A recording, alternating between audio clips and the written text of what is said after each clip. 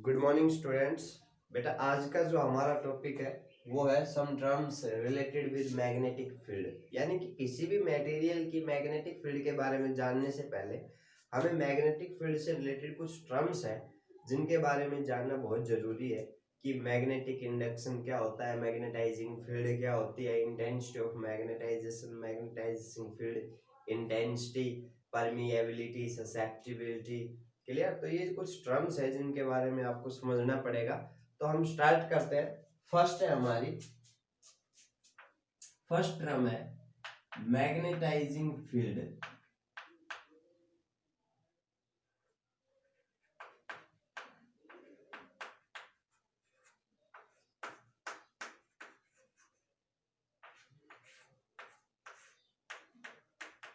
देखो भाई, सबसे पहले मैग्नेटाइजिंग फील्ड। अगर हम सिंपल भाषा में समझे तो हमारे पास है कि वो फील्ड जो किसी मटेरियल को मैग्नेटाइज करती है। क्लियर। जैसे कि ये जो रीजन है इसके अंदर मान लो पहले से ही कोई मैग्नेटिक फील्ड है और इस रीजन के अंदर हम कोई मैग्नेटिक मटेरियल रखते हैं तो वो जो मैग्नेटिक मटेरियल है वो मैग्नेटाइज हो जाएगा। क्लियर। तो जो यहाँ पर पहले से ही मैग्नेटिक फील्ड मौजूद थी उसको हम कहेंगे मैग्नेटाइजिंग फील्ड। देखिए, हम एक एग्जांपल के तौर पर समझते हैं कि मान लो हमारे पास एक सोलिनॉइड है और उस सोलिनॉइड के अंदर n are the number of turns पर यूनिट लेंथ,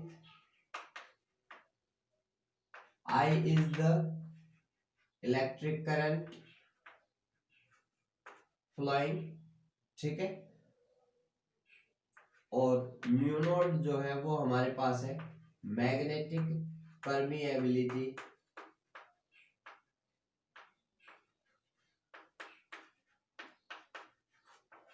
ऑफ वैक्यूम या फ्री स्पेस। फ्री स्पेस की जो मैग्नेटिक परमिएबिलिटी है वो है हमारे पास म्यू नॉट। क्लियर। तो अब इस सोलिनॉइड के अंदर जो मैग्नेटिक फील्ड डेवलप है वो है हमारे पास B is equals to B not is equals to mu not N I. अब ये जो मैग्नेटिक फील्ड है ये पहले से ही इस सोलिनॉइड के अंदर है।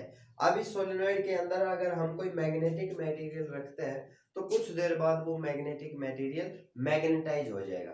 क्लियर। तो सोलिनॉइड की जो मैग्नेटिक फील्ड है जो कि उस मटेरियल को मैग्नेटाइज कर रही है, ये जो मैग्नेटिक फील्ड है इसको हम कहेंगे मैग्नेटाइजिंग फील्ड। क्लियर। सेकेंड हमारी टर्म आती है हमारे पास मैग्नेटिक इंडक्शन।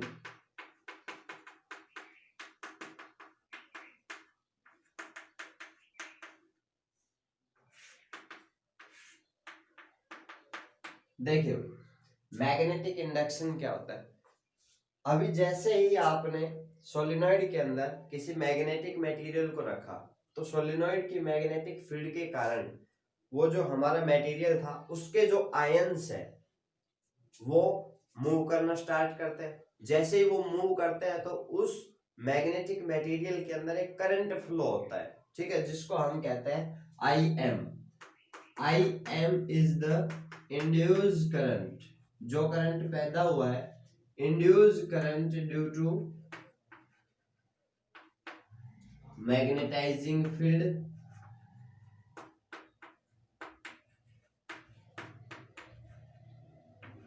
और बाकी जो टर्म्स है एन नंबर ऑफ टर्न्स पर unit length, I is the current. तो यहां से आप देख सकते हैं कि जो मैग्नेटिक फील्ड इस मटेरियल के अंदर प्रोड्यूस होगी, इंड्यूस होगी, उसको मैंने रिप्रेजेंट कर दिया B M. B M is the magnetic induction या magnetic field induce in magnetic material which equals to mu not N I M. Clear. तो ये वो मैग्नेटिक फील्ड है जो कि किसी मैग्नेटिक मटेरियल के अंदर इंड्यूस होती है। क्लियर। इसको हम बोलते हैं मैग्नेटिक इंडक्शन। थर्ड जो हमारे पास क्वांटिटी है वो है मैग्नेटाइजिंग इंटेंसिटी।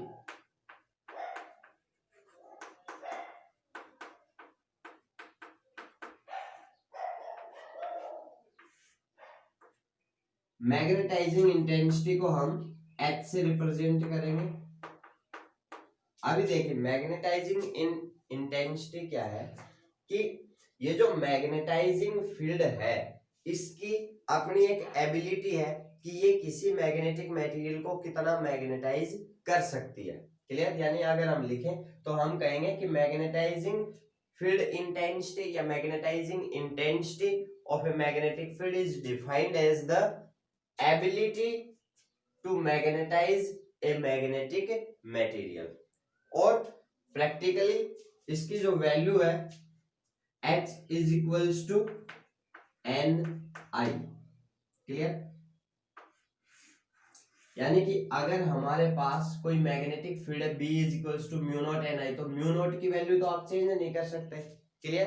अब हम चेंज क्या कर सकते हैं, N और I को। यानी कि अगर हम एम्पियर टर्न्स की वैल्यू इंक्रीज कर दे, एम्पियर टर्न्स पर यूनिट लेंथ की वैल्यू अगर हम इंक्रीज कर दे तो बी नॉट इंक्रीज हो जाएगी। यानी कि ये जो फैक्टर है ये हमारे पास क्या है, मैग्नेटाइजिंग इंटेंसिटी। इसको हम H से रिप्रेजेंट करते हैं, तो यहां से हम क्या लिख सकते हैं कि B not is equals to mu not N आई।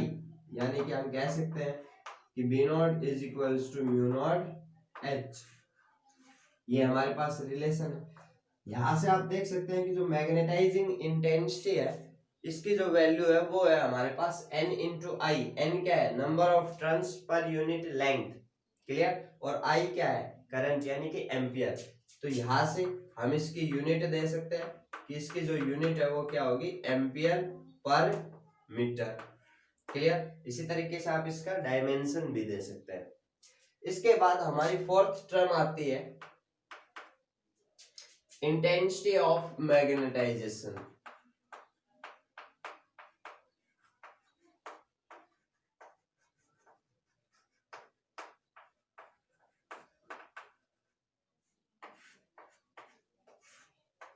या मैग्नेटिक फील्ड इंटेंसिटी। देखिए भाई क्या है, मैग्नेटाइजिंग इंटेंसिटी क्या थी कि जो मैग्नेटाइजिंग फील्ड है उसकी एबिलिटी है कि वो कितना मैग्नेटाइज कर सकती है किसी मटेरियल को। और इंटेंसिटी ऑफ मैग्नेटाइजेशन क्या है कि कोई भी जो मटेरियल था वो मैग्नेटाइज हुआ। क्लियर? तो उसके यूनिट वॉल्यूम का मैग्नेटिक मूवमेंट क्या है, इंड्यूस मैग्नेटिक मूवमेंट पर यूनिट वॉल्यूम। या फिर आप कह सकते हैं कि किसी भी मैग्नेटिक मटेरियल को जब आपने किसी मैग्नेटिक फील्ड के अंदर रखा तो उस मैग्नेटिक मटेरियल का यूनिट वॉल्यूम कितना मैग्नेटाइज हुआ। क्लियर? उस फैक्टर को हम क्या कहेंगे, intensity of magnetisation. Intensity of magnetization is basically defined as the magnetic moment developed per unit volume। तो यहां से हम कह सकते हैं, और इसको हम रिप्रेजेंट करेंगे M से।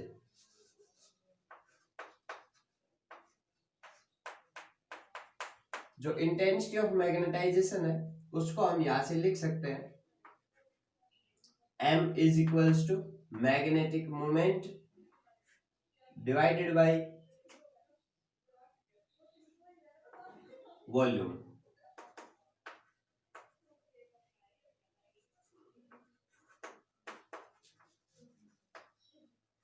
मैग्नेटिक मोमेंट डेवलप या induce magnetic moment divided by volume.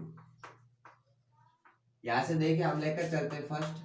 अगर हमारे पास एक सर्कुलर कॉइल है, ठीक है, और उसके अंदर जो मैग्नेटिक मोमेंट डेवलप होता है वो है हमारे पास, जो मैग्नेटिक मोमेंट है सर्कुलर कॉइल का, वो अगर हम यहां पर लेकर चले कि अगर हमारी जो कॉइल है उसके अंदर पर यूनिट लेंथ जो टर्न्स है वो है N, कॉइल के अंदर जो करंट इंड्यूस हुआ वो है Im, और कॉइल का जो एरिया ऑफ क्रॉस सेक्शन है वो है A।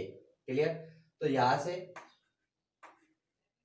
जो मैग्नेटिक इंटेंसिटी ऑफ मैग्नेटाइजेशन है वो क्या हो जाएगा, M/V, यानी कि N Im × A अपॉन, अगर मैं इसको टोटल नंबर ऑफ टर्न्स के टर्म में लिखूं तो ये पर यूनिट लेंथ है, यानी हम इसको क्या लिखेंगे एरिया के लिए A, या A से A कैंसिल, यानी ये क्या हो गया N × I M। अब देखिए ये क्या था, ये वो मैग्नेटिक फील्ड का पोर्शन था जो कि पहले से ही मौजूद थी, और ये वो मैग्नेटिक फील्ड का पोर्शन है जो कि इंड्यूस हुई है। क्लियर? तो यहां से आप देख सकते हैं कि जो इंटेंसिटी ऑफ मैग्नेटाइजेशन है वो हमारे पास क्या आई, N इंटू आई एम। क्लियर? अभी अगर मैं बात करूं तो ये जो यहां से ये था हमारे पास मैग्नेटिक फील्ड, या फिर चलो हम इसको मैग्नेटिक मोमेंट बोलते हैं यहाँ पर M। अब यहाँ पर अगर हम देखें तो जो मैग्नेटिक इंटेंसिटी ऑफ मैग्नेटाइजेशन है वो हमारे पास क्या आ गया, N into I am. Again आप देख सकते हैं it is the product of ampere turns पर यूनिट लेंथ। तो यहाँ से इसकी जो यूनिट है वो हमारे पास क्या हो जाएगी, एम्पियर पर मीटर। अगेन आप डायमेंशन भी कर सकते हैं, डायमेंशन क्या हो जाएगा, L की पावर -1 और A। क्लियर?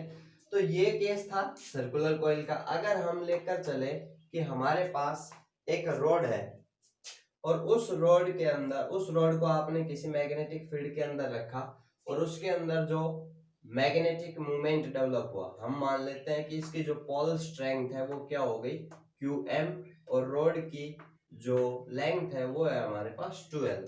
तो मैग्नेटिक मूवमेंट आया हमारे पास QM इंटू 2L। अब ये मैग्नेटिक मोमेंट हमें पर यूनिट वॉल्यूम कैलकुलेट करना है। अगर हम मानकर चले कि इसका जो एरिया ऑफ क्रॉस सेक्शन है वो A है हमारे पास, तो जो मैग्नेटिक मोमेंट पर यूनिट वॉल्यूम है, जिसको आप इंटेंसिटी ऑफ मैग्नेटाइजेशन भी बोल सकते हैं, वो क्या हो जाएगा, QM into 2L upon volume यानी area into length, A into 2L, 2L से 12 कैंसिल। यानी कि एक ये भी तरीका है कि हम क्या कह सकते हैं कि जो इंटेंसिटी ऑफ मैग्नेटाइजेशन है वो किस तरीके से डिफाइन करेंगे, मैग्नेटिक या pole strength develop per unit area of cross section. अभी इसके बाद इसकी यूनिट और डायमेंशन हमने देखा। इसके बाद हमारे पास जो टर्म है वो आती है, और यहां से भी हम एक रिलेशन दे सकते हैं कि भाई जो टोटल मैग्नेटिक फील्ड होती है किसी भी मटेरियल के अंदर, वो क्या होती है, जो मैग्नेटिक फील्ड आपने डेवलप की हुई है, पहले से ही प्रोड्यूस करा रखी है, प्लस जो मैग्नेटिक फील्ड इंड्यूस हुई। क्लियर?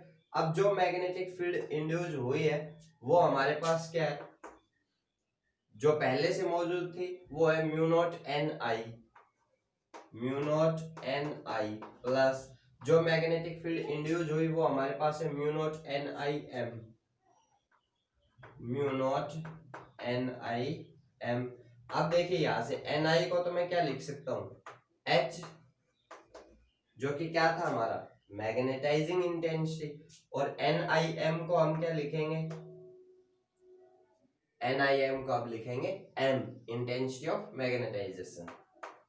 तो यहां से आप देख सकते हैं कि जो मैग्नेटिक फील्ड है हमारे पास B, वो क्या हो गई, mu naught H plus M। तो ये हमारे पास एक रिलेशन है। अब इसके बाद हमारे पास जो नेक्स्ट जो हमारी प्रॉपर्टी है या नेक्स्ट जो हमारी टर्म है वो है मैग्नेटिक परमिएबिलिटी। अभी देखिए मैग्नेटिक परमिएबिलिटी के लिए हम लेकर चलते हैं।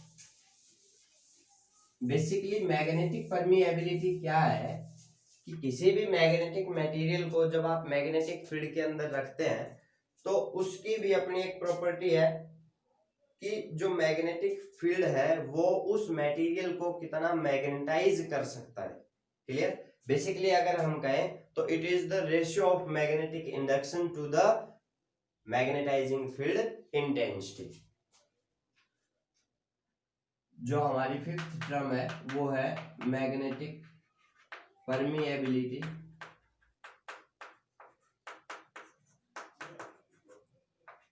जिसको हम म्यू से रिप्रेजेंट करते हैं। अभी मैग्नेटिक परमिएबिलिटी बेसिकली मैंने आपको बताया it is the ratio of magnetic induction to the magnetising field intensity. अभी यहां से इसकी अगर हम यूनिट की बात करें तो म्यू की जो यूनिट है वो हमारे पास होगी मैग्नेटिक फील्ड के लिए टेस्ला, और एच की एच की यूनिट अभी हमने देखी थी एम्पियर पर मीटर, तो मीटर ऊपर आ जाएगा और पर एम्पियर ये यूनिट हो जाएगी हमारे पास। क्लियर? ये थी हमारी मैग्नेटिक परमिएबिलिटी, यानी it is basically the ratio of magnetic induction to the magnetising field intensity. अभी यही से अगर हम करें कि रिलेटिव परमिएबिलिटी, तो रिलेटिव परमिएबिलिटी जिस तरीके से आपने फर्स्ट यूनिट के अंदर रिलेटिव परमिटिविटी पढ़ा, क्लियर, डाइलेक्ट्रिक कांस्टेंट जिसको आप बोलते थे, उसी तरीके से ये है हमारे पास। तो किसी भी मटेरियल की परमिएबिलिटी को किसी दूसरे मटेरियल की परमिएबिलिटी के साथ कंपेयर करना, या फिर म्यू आर को हम डिफाइन कर सकते हैं mu upon mu naught. Mu M is the magnetic permeability of the medium, mu naught is the magnetic permeability of vacuum. तो यहां से इन दोनों का जो रेशियो है वो हमारे पास होगी रिलेटिव परमिएबिलिटी। यहां से मैं कुछ वैल्यूज दे रहा हूं। जो रिलेटिव परमिएबिलिटी है वैक्यूम के लिए उसकी वैल्यू 1 होती है, एयर के लिए इसकी वैल्यू होगी 1.0000006। क्लियर? ओके। इसके बाद अगर हम बात करें आयरन के लिए, तो आयरन के लिए इसकी वैल्यू ग्रेटर देन 1000 होती है। अभी इसके बाद हमारे पास टर्म आती है, सिक्स्थ जो टर्म है वो है मैग्नेटिक ससेप्टिबिलिटी।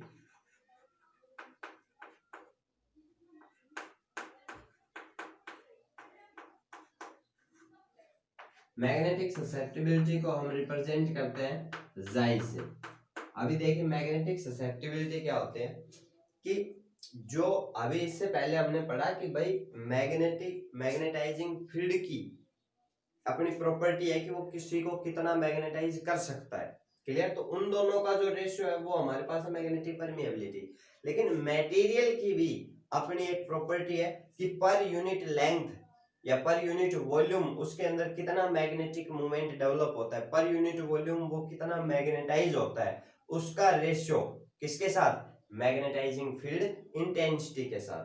क्लियर? यानी magnetic susceptibility is basically the ability of magnetic material that it can attain how many amount of magnetizing field from magnetizing field intensity। और इसको अगर हम रेशियो की बात में करें तो जाई जो है वो हमारे पास होगा magnetic movement develop per unit volume which is intensity of magnetisation divided by magnetisation field intensity, तो m अपॉन h। अब यहां से आप देख सकते हैं कि दोनों की यूनिट क्या है? Ampere per metre. तो जो जाई है, जो मैग्नेटिक ससेप्टिबिलिटी है, इसकी कोई यूनिट नहीं होगी, नो यूनिट और नो डायमेंशन।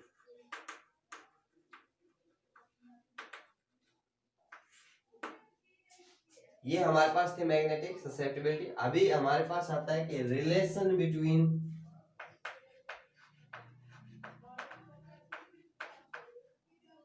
म्यू एंड जाई। मैग्नेटिक ससेप्टिबिलिटी और मैग्नेटिक परमिएबिलिटी के बीच अगर हमें रिलेशन निकालना हो तो कैसे करेंगे? देखिए अभी हमने पढ़ा कि B जो है मैग्नेटिक फील्ड वो हमारे पास I mu not H plus M, calculate किया था हमने। लेकिन हमने पढ़ा कि जो B है वो हमारा किसके बराबर है? B नॉट की अगर मैं बात करूं तो ये था हमारे पास म्यू नॉट H के बराबर, म्यू H के बराबर which is equals to mu not H plus M। यहां से H को हम इधर लेकर जाएंगे, then mu is equals to mu not H से डिवाइड करेंगे, then 1 plus M upon H। अभी एक स्टेप हम आगे लेकर चलते हैं,